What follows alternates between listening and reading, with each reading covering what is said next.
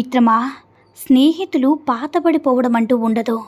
కొద్ది రోజులు మాట్లాడినంత మాత్రాన అపరిచితులు అయిపోరు. దూరం, ఎడబాటు అనేది అందరికీ ఉంటుంది మిత్రమా. అంత మాత్రాన స్నేహితులు కాకుండా పోరు కదా.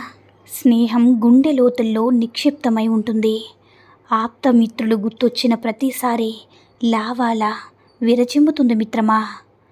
ఒక ఉపాధ్యాయుడు ఒక విద్యార్థితో చెప్పాడు, దేవుడు ఎక్కడ ఉంటాడో చెప్తే నేను నీకు 10 రూపాయలు ఇస్తాను.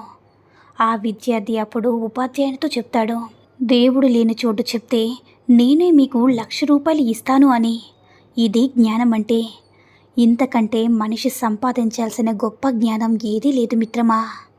స్నేహితుడంటే కష్టాల్లో పలకరించేవాడు, సంతోషాన్ని పంచుకునేవాడు, ఊతనిచ్చి పైకి లాగేవాడు, మనసిచ్చి మాట్లాడేవాడు.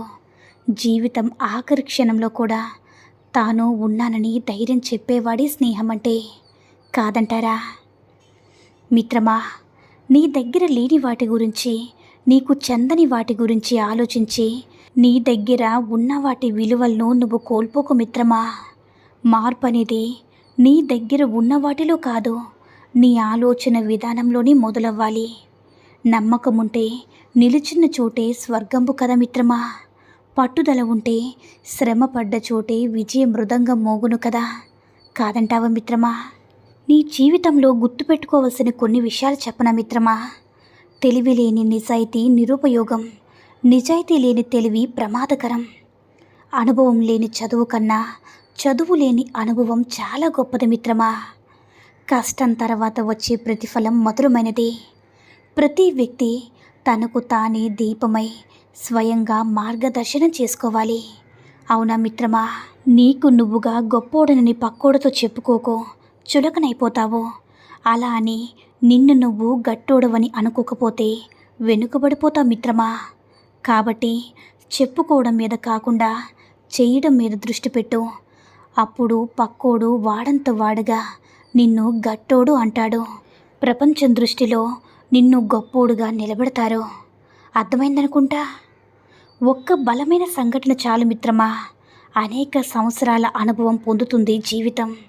అనుభవం రావడానికి వయసుతో పనిలేదు. మనిషికి ఎదురుపడే ఎదురు దెబ్బలు చాలు ఎన్నో గుణపాఠాలను, పాఠాలను నేర్పిస్తాయి. కాదంటావా మిత్రమా? ఎవరు నీ గురించి ఏమనుకున్నా వదిలేసే మిత్రమా. కానీ నీ వ్యక్తిత్వాన్ని వేలెత్తి చూపితే మాత్రం అస్సలు ఊరుకోకు. ఒకరి వ్యక్తిత్వాన్ని వేలెత్తి చూపే హక్కు ఎవ్వరికీ లేదు కదా. ఒకరి వ్యక్తిత్వాన్ని వేలెత్తి చూపించే వ్యక్తిత్వాలు ఇక్కడ ఎవ్వరికీ లేవు మిత్రమా. అది గుర్తుంచుకుంటే చాలా మంచిది. బలంగా ఉన్నప్పుడు బలమైన ప్రత్యర్థి ఉంటే బాగుండు అనిపిస్తుంది. బలహీనంగా ఉన్నప్పుడు అసలు యుద్ధమే వద్దు అనిపిస్తుంది. బలం అంటే నీ ముందు 100 మంది ఉండడం కాదు. బలహీనత అంటే నీ వెనక ఎవరూ లేకపోవడము కాదు. నీకు నువ్వున్నావా లేదా, యుద్ధానికి సంసిద్ధంగా ఉన్నావా లేదా అని. దురదృష్టవశాత్తు ఈ ప్రపంచం ఎప్పుడూ యుద్ధం అనగానే నీ ముందు నీ వెనుక ఏముందని మాత్రమే చూస్తుంది, నీలో ఎంతుందని తప్ప. విచిత్రం కదా మిత్రమా.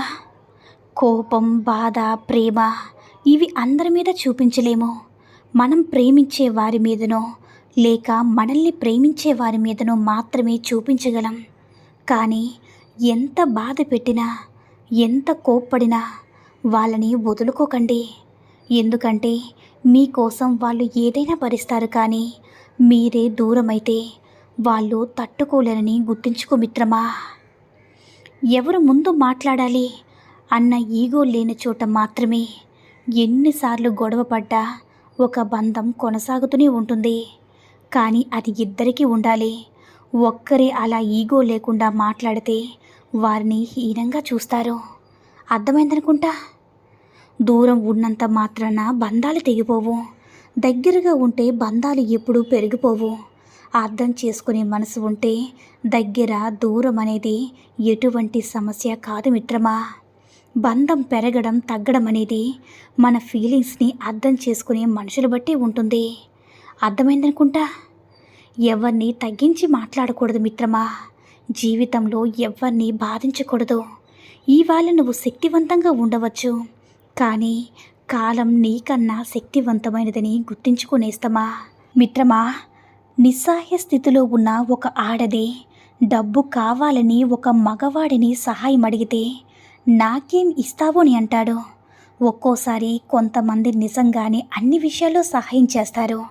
నీకు ఇంత సహాయం చేశాను కదా, దానికి ఫలితంగా నాకేం ఇస్తావని కొంతమంది అడుగుతారు. ఇలాంటి మగవారికి చెప్పేది ఒక్కటే, అదేమిటంటే రేపు మీరు లేకపోతే మీ ఇంటి వాళ్ళ పరిస్థితి కూడా ఇదే. సహాయం కోసం ఎవరి దగ్గరికైనా వెళితే మీరు పరాయి వాళ్ళని అడిగినట్లు వేరే వాళ్ళు కూడా మీ ఇంటి ఆడవాళ్ళను కూడా నాకేం ఇస్తావని అడుగుతారు. ఇదొకటి గుర్తుపెట్టుకోండి మిత్రమా. కాబట్టి బాగా ఆలోచించండి మిత్రమా. అమ్మాయిలు బాగా డబ్బున్న వాడిని, పెద్ద ఉద్యోగం చేస్తున్న వాడిని ప్రేమిస్తారు అనుకుంటే సగం మంది మగవారికి పెళ్ళిళ్ళు కావు. కాబట్టి అలా ఎవ్వరు కూడా అనుకోకండి. వారిలో కొందరికి రకరకాల ఆలోచనలు ఉంటాయి, కానీ ఎక్కువ మంది మాత్రం ఒకే ఆలోచన, వాడు నావాడని.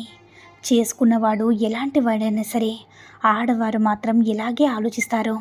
కానీ మగవారు మాత్రం ఆడదాని కోసం ఎన్నో వేషాలు వేస్తారు.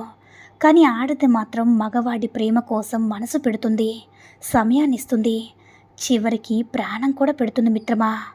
కడదాకా ఉంటుంది, కడదాకా నమ్ముకుంటుంది. వాడి ప్రేమ నిజమనుకుని మోసపోతుంది కూడా. అర్థమైందనుకుంటా.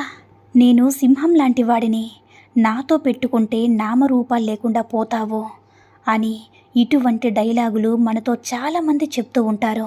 కానీ సింహంలా బ్రతకడం అనుకున్నంత ఈజీ కాదు మిత్రమా. మాటల్లో సింహంతో పోల్చుకున్నంత మాత్రాన చేతల్లో సింహాలుగా మారడం అసాధ్యం. ఎందుకంటే అడవిలో వేగంగా పరిగెత్తే జంతువు చిరుత, అన్నింటికంటే బలమైన జంతువు ఏనుగు, అందమైన జీవి నెమలి. ఈ లక్షణాలలో ఏ ఒక్కటిలోనూ సింహం మొదటి స్థానంలో లేకపోయినా అడవిలో అదే రారాజు. ఎందుకంటే మిత్రమా, సింహానికి భయమంటే తెలియదు. తనకంటే ఎన్నో రెట్లు ఆకారంలో పెద్దదైన ఏనుగు సైతం వెంటాడి వేటాడి చంపి తింటుంది సింహం.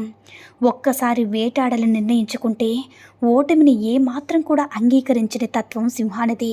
తన ఆకలి తీరితే పక్క నుంచి వెళ్ళే పిల్ల కుందేలును కూడా వేటాడని రాజసం సింహానిది మిత్రమా. అర్థమైందనుకుంటా.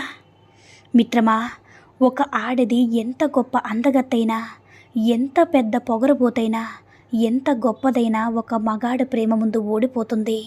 అలాగే ఒక మగాడు ఎంత గొప్పవాడైనా, ఎంత ప్రేమించేవాడైనా, ఎంత మన్మధుడైనా ఒక ఆడదాని కామ ముందు ఓడిపోతాడు. ఒక ఆడది సంతోషంగా బ్రతకడానికి ఆస్తులు అంతస్తులు అవసరం లేదు మిత్రమా. భర్త అనేవాడు పక్కన ఉంటే చాలు. కష్ట సుఖాల్లో కలిసి పాలు పంచుకుంటూ ఎంతటి కష్టం వచ్చినా నేను నీకు ఉన్నాను అని భరోసా ఇచ్చే భర్త తన పక్కన ఉంటే ఆ స్త్రీకి ఇంకేమీ అక్కర్లేదు, జీవితాంతం సంతోషంగా గడిపిస్తుంది. కాదంటావా మిత్రమా? ఈ సూక్తుల్లో ఏ సూక్తి నచ్చిందో కామెంట్ చేయండి. ఈ వీడియో కనుక నచ్చినట్లయితే మరిన్ని వీడియోస్ కోసం మన ఛానల్ని సబ్స్క్రైబ్ చేసుకొని మాకు మరింతగా సపోర్ట్ చేయండి. ధన్యవాదాలు.